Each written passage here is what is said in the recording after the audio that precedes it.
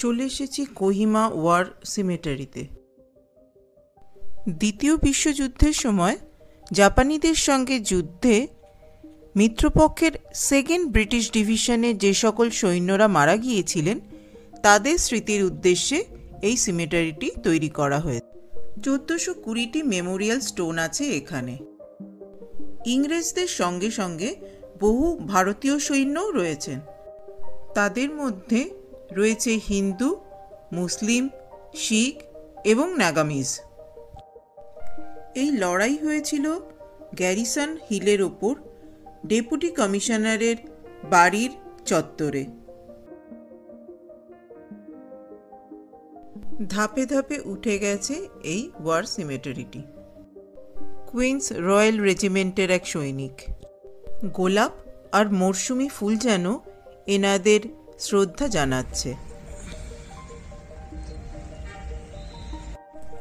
প্রসঙ্গত জানিয়ে রাখি, এই ওয়ার সিমেটারিটি রক্ষণাবেক্ষণ করেন Commonwealth War Graves Commission, Bharat সরকার নয়।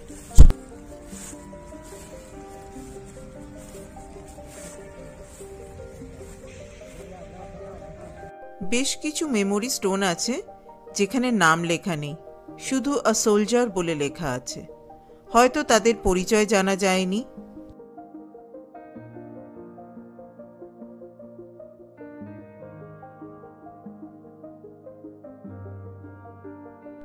ওয়ার সিমেটারির একদম ওপরে চলে এসেছি আমি।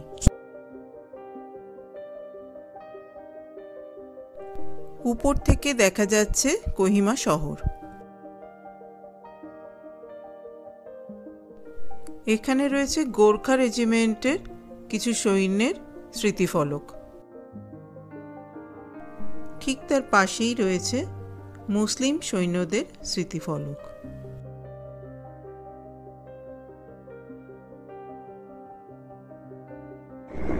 এটা একটা টেনিস কোর্ট। যুদ্ধে ডেপুটি কমিশনারের বাড়িসহ সকল কিছুই ধ্বংস হয়ে গেলেও শুধু রয়ে গেছে এই টেনিস কোর্টের দাগটি।